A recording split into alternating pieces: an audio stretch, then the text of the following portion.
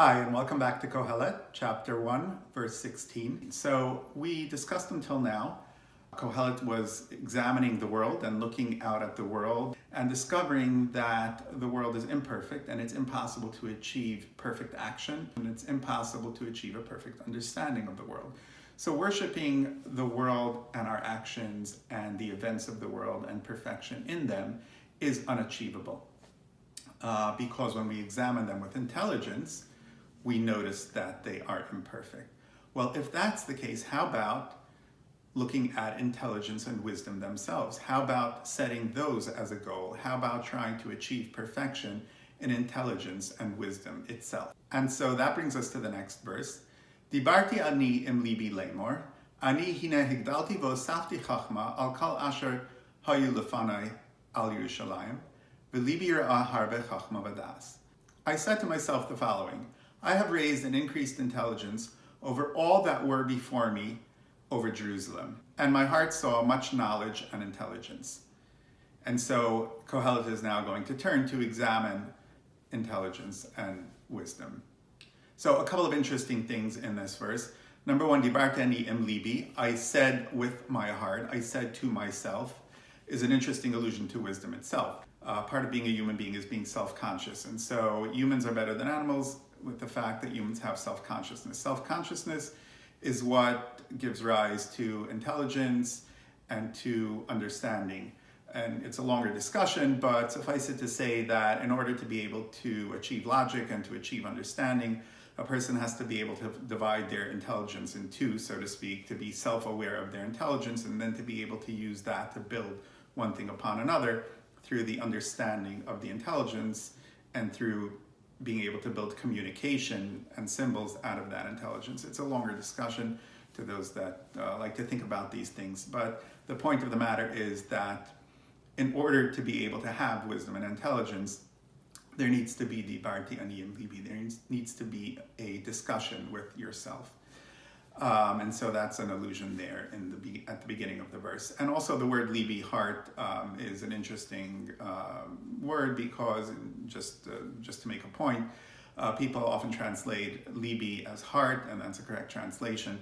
But also often in Tanakh, often in the Bible, what it means, actually probably more often than the heart, it just means the internal part of the human being. So the outside, the body, and whatever you can see, that's one part of the human being, and the internal part of the human being where thought resides, introspection, etc., the kind of the true nature of the person, that is called lev, the internal part of the person. It doesn't always mean purely the physical heart. And so moving on to the next verse, Yod Zayin 17. Ve'etna libi ladas chachma v'das halilus v'sichla yadati shagam zeh hu rayan ruach. And I gave my heart to understand intelligence and the understanding of frivolity and foolishness. I understood that also this is a striving of air. So again, that phrase, striving after air, striving of air, which we saw previously. So what is he saying here? So this is a slightly difficult sentence to parse, but what it means is Kohelet turns to examine and look at intelligence. He spent time amassing intelligence and wisdom, and chose to examine it.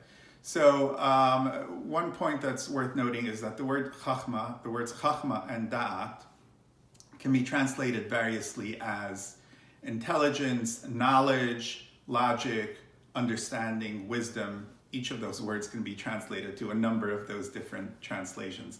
And so that lends a little bit of a challenge, and some of it is on purpose, but the way the words are translatable in this sentence and in the surrounding ones, you can use various ones of those concepts in the sentence.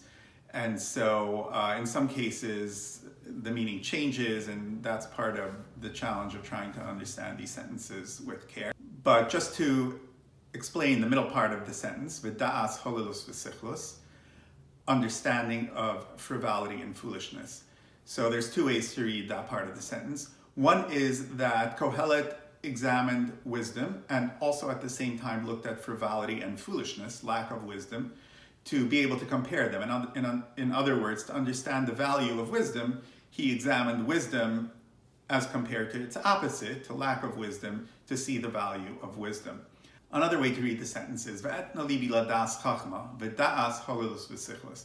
I turned to examine intelligence, and I understood that that is frivolity and foolishness. That ultimately, when you worship intelligence, it turns out that intelligence in and of itself is not a worthy goal, and it's actually foolishness. And the reason for that is, Ki berov chachma rov ka'as, Yosef das, Yosef macho. For with the increase of intelligence is much frustration, and the increaser of wisdom increases pain. So that's a pretty interesting and lovely sentence. What does it mean? Is it true? And it's actually a pretty famous sentence. It's one of the more famous and well-known statements and aphorisms in Kohelet.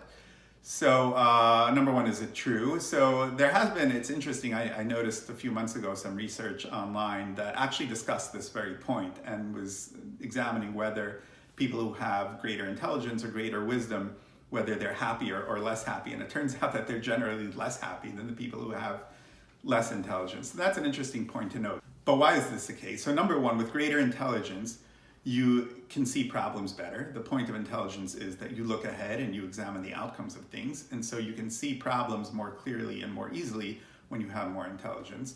In addition, wisdom, the ability to understand things at a better level, also can bring pain because you can see the imperfections of things better. And so wisdom too brings pain. In general, thought itself is consideration of the future, right? So when you think, the idea of thinking, and this goes a little bit to what we were talking about, thought and intelligence in the previous sentence, but the idea of thought is that it's future oriented. You look towards the future. You're not in the moment when you think and when you consider outcomes of things. And so thinking brings with it, in and of itself, by its very nature, a certain sort of vexation and a certain sort of irritation, because you have to examine the outcomes of things and you're able to see the negative outcomes of those things and the imperfections of different things that exist. The word kas is worth mentioning. Generally, people translate it as anger, and often that's correct. But in a biblical sense, in Tanakh, the word kas means a negative emotion. It can mean, when directed outwardly, it can be anger, and when directed inwardly or at other things, not necessarily at a specific act or person, it can mean things like frustration, irritation, affliction, vexation, different words for the same thing. But in other words, it's a negative emotion that the person experiences. It's not always necessarily directed outward. And so, berov chachma, rov ka'as. With greater intelligence comes this sort of irritation at being able to see the negative outcomes of things. So now we move along to chapter 2, verse 1, and it's important to note, it's worth noting that in the original division, I mentioned this previously as well, the division was different from what it is now. When this was written, this was not a new chapter. This is simply a continuation. It's a slight change in tone. We're moving the examination to something else now other than just wisdom and intelligence, but it's still the same chapter and it's still a continuation of the same examination. And so Kohelet says, Amarti ani belibi l'chana anascha b'simcha ir'ei b'tov, v'hine gam hu hevel. Said I in my heart, let's go enjoy with merriment and see good and experience good. In other words, experience enjoyment. And it turns out that too is hevel, is nothing, is worthless. In other words, if intelligence and wisdom doesn't do it, and those in and of themselves are not worthy of pure absolute focus and worship. Why? Because pure intelligence and wisdom brings negative experiences too. Well, then let's focus simply on gaiety and enjoyment and fun and just being in the moment and, I guess, so to speak, not thinking about things and just experiencing enjoyment in the moment itself. Let's see if that turns out to be worthy of focus and a worthy goal. Verse 2, Lischok amarti maholal, ulisimcha mazo osa. To fun, I said it's madness. And to merriment, what does this do? What does this accomplish? So, in other words, when you try to focus purely on enjoyment and purely on having fun in the moment and make that your ultimate goal, it turns out that that too is empty. L'schok amarti maholal. Maholal is madness, which is the opposite of intelligence and wisdom. In other words, when you train your thought on the enjoyment in the moment, you realize that that too is empty. And Kohelet is actually a kind of empty enjoyment, empty foolishness. So if you try to have pure focus on enjoyment and fun and frivolity, it turns out that as soon as you start thinking about that, that hurts too. And you see that that's empty and that cannot give you pure and real satisfaction. And so when you expend too much on wisdom, it turns out that enjoyment in the moment is compromised and you have pain. But when you try to focus purely on enjoyment in the moment and fun, then any time you turn to think about it, that too becomes empty and you're unable to truly enjoy it and you're unable to make that your pure ultimate goal. So when you reflect and think about fun and frivolity, those two become empty and fall apart and fail to deliver you satisfaction ultimately. So thought is always future-oriented, and fun and enjoyment is present-oriented and it's in the moment, but either one of those two alone don't give you ultimate satisfaction. Thank you. See you at the next lecture.